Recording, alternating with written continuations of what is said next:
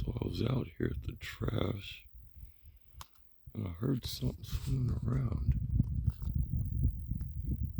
And look who's here. Big old red stag. He's like, I'm out.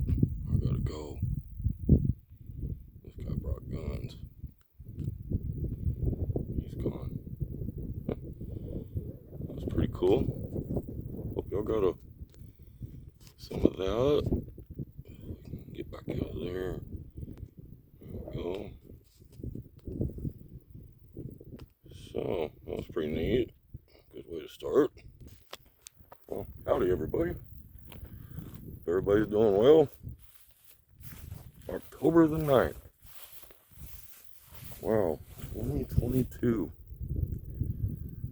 Last check, it is 87 degrees. It's probably 90 degrees for real. It's hot. Well, it ain't hot, but man, I was kind of hoping for a break in October, like maybe a high of 80.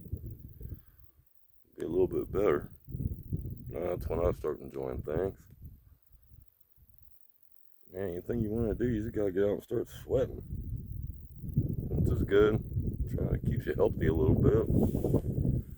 Anyways, look what I got to share with y'all today. Look at this. This thing's pretty neat. So everybody knows what this is. No big deal. It's not a big deal. This is Grandpa's old gun that I acquired. A little 22. Let's see if y'all can see in here. I can't see anything. Stevens Buckhorn rifle. Buckhorn. Too good. Bolt action. Not sure how many I can put in there. I'm going to put 10. Here we go. And look at this again. And we can see all this. It says Stevens model. It's either 66B or it's 65B. It looks 66, but the 6 on the right doesn't, the stamp doesn't go all the way through on the bottom, on the back. But maybe it is just a 66. So I keep thinking 65. What does it say here? It says J. Stevens Arms Company.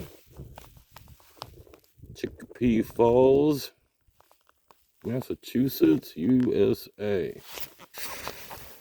And this holds short, long, and long rifle. So it's all good and everything. When was the last time you saw a 22 short? And for that matter, I don't even think I've ever seen a 22 long. Oh. Well, it's pretty cool. It's old. There is no, oh man,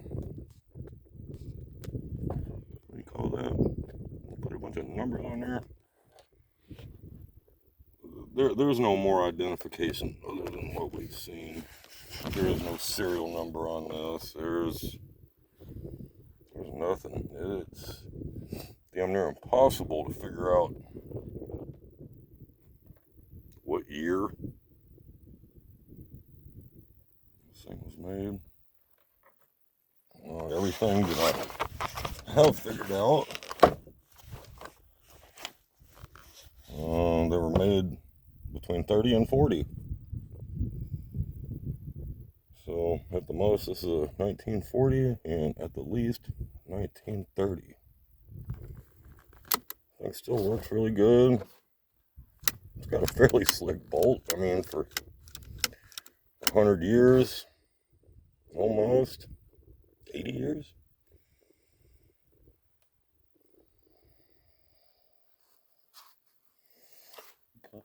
Pretty neat. this one you can grab and let go, so you don't totally have to dry fire it. I can't do that with a phone in my hands. I think most everybody knows that operation. Well, that's about all I know. Last time I took this thing out, me and Dad shot it a little bit. We just set some water bottles, I don't know, man, 30 yards. Man, Dad smoked me. He was hitting bottles, I was not. So that was great for Dad. And I was glad to get beat by a pop. So that's a good deal. And something great happened that day. Well, how well is this thing ever taken care of? You tell me. We've got a little surface rust. Looks a little better after it gets oiled up. It's kind of where I brought it out. I can shoot it a few times, think about Grandpa. Put some more oil on it. And just clean a little bit. Oil it up real good. Slow some of this rust down. Pretty simple to take apart. I think it's just that one screw right there. I think it's just that one screw. And the whole action will fall right off this stock. Getting the bolt out, I don't think it's that bad. Getting the firing pin out of the bolt, I think, is the issue with that. I'm not real sure. I'm gonna have to watch a video on this, because right now I just can't even remember what to do to get that bolt out, or I would probably try and show you. But like on regular bolt action, you got a little button to press or whatever, and your bolt will fall right out. This is obviously a little different than that. I just can't remember. Watched the video. But now, back to getting beat by Dad. Got a little target set up out there. I can do this. There we go. And it's just at 20 yards. I can still see that black dot. And I have something to shoot at, so I know if there is an issue with me looking down these sides, hopefully I can correct that. They just have the dovetail sides front and rear, so it shouldn't be a big issue. And I see that this rear sight, I can tell it's been pushed over this way to the right a little bit. But the other thing that I'm not really getting is that there's this screw here on top, and I'm guessing that if you loosen that screw, you could probably wiggle it side to side a little bit, but I think the preferred method is to move the dovetail. One thing, I was looking at the sights earlier today when I got it out. I mean, this is pretty crude right there on the front side. I can't see anything from the sun.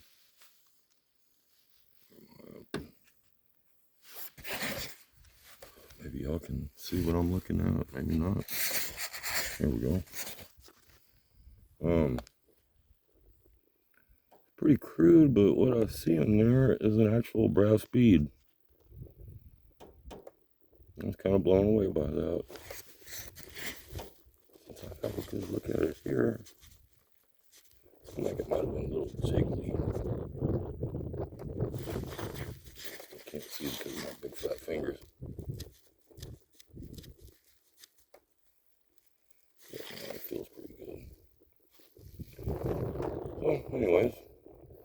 set up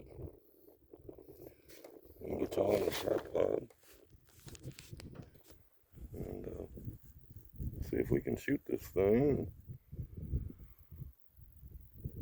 And if we can tell what we need to do after all that. So here, let me get y'all set up.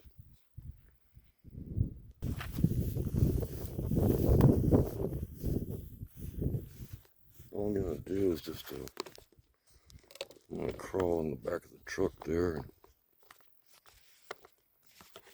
get this done. Just set up here. And crawl back there in the truck, and I'm just gonna hang the rifle right over the side there. Hopefully we can get all of me and the gun in there. It's cute. One day I made a video and I wasn't in it. So that doesn't look too bad. One of these days I'll be able to put up 4 cameras and give all kind of cool different angles. And, hopefully. Oh yeah, I forgot to show y'all the box of ammo. We're going to be using some arms core 22 long rifles. These are 38 grain high velocity hollow points. Well, we're going to use these because they didn't do their job real well.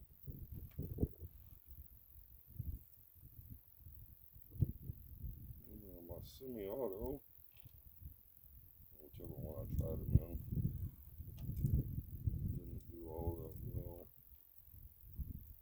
Failure to fire, failure to eject, failure to feed, failure to work. With the gun, use the gun plenty.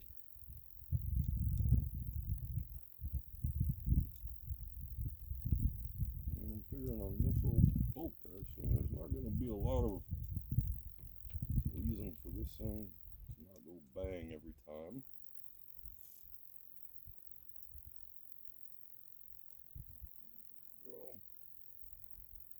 No safety. Not what we all love. Back in the 30s, people had a different way to think about safety. Safety being kind of your own deal. Don't pull the trigger when you don't want to. Don't do anything dumb. Don't point in the wrong direction.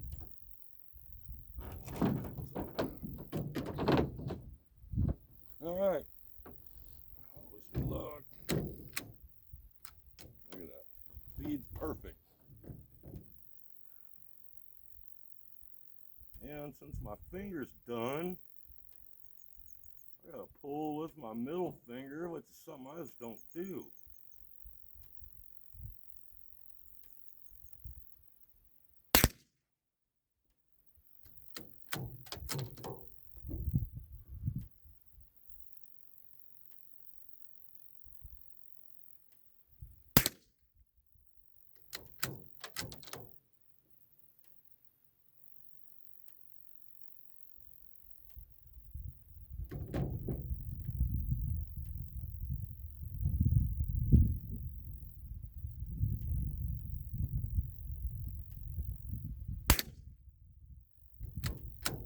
Well, it looks like they're everywhere. That last shot might have been me. I thought I'd be more comfortable than this.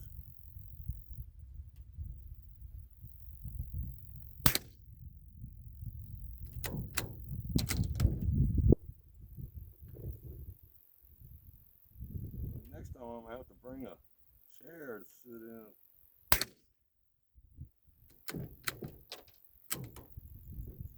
And a table.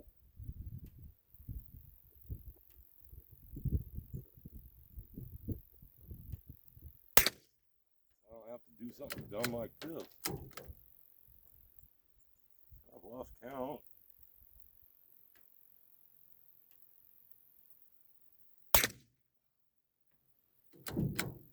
But look at that, man. Every one of them feeding, flawless. Shooting.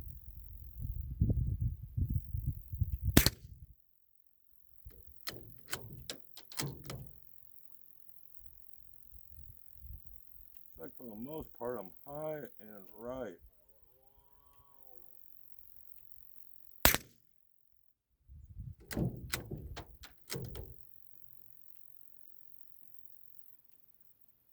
And sweaty.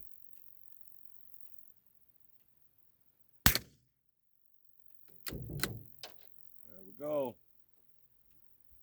Huh. That worked good. Happy about that. We're clear. Bolts open. Everything's fine. Let's go see how good we did.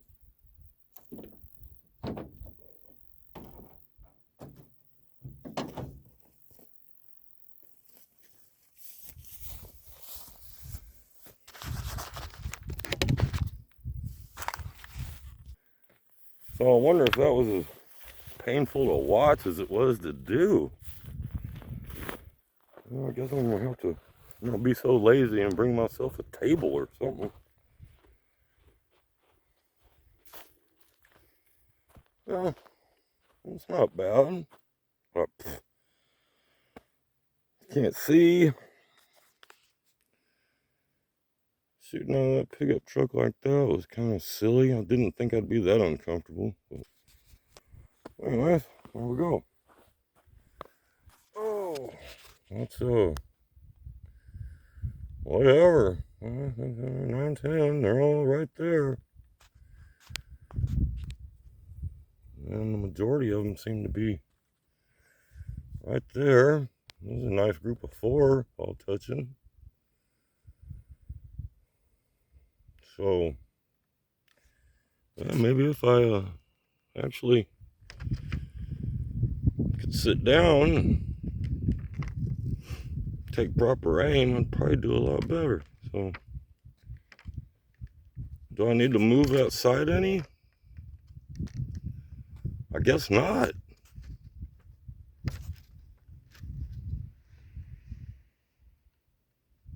I think we're going to be happy with that. How y'all like my little silly ass target stand here? This is like the easiest thing I could ever come up with. I've got some bamboo skewers and drilled 4 holes in this 2x4.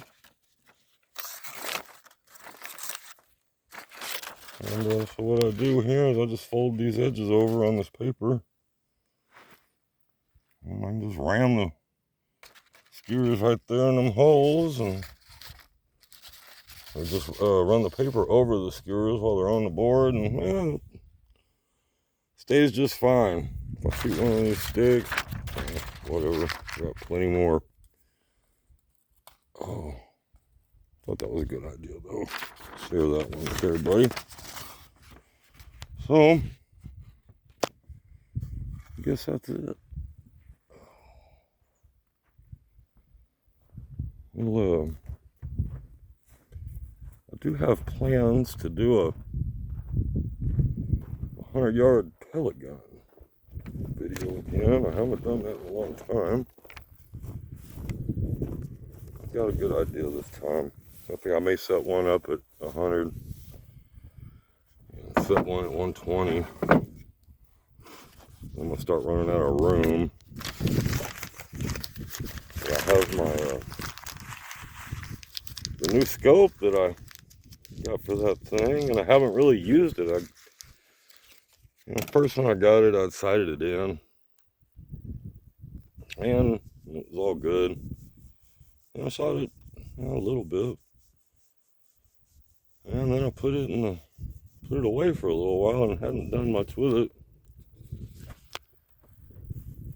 And when I had sighted it in, it was, I don't know, it was probably a high of 70, lows in the 50s. And so when I got it back out, when it was 100 degrees out time, boy, that changed a lot. It was shooting 6 inches low, and so I went to adjusting my scope, And I found out that my turret knobs were about to fall off, and I couldn't get my scope adjusted, and I was, what the world is going on? And I fought it, I don't know, man, for about 20 rounds, 10 rounds before I think I figured out that the turrets were all loose. And it just wouldn't move or track or just, ugh.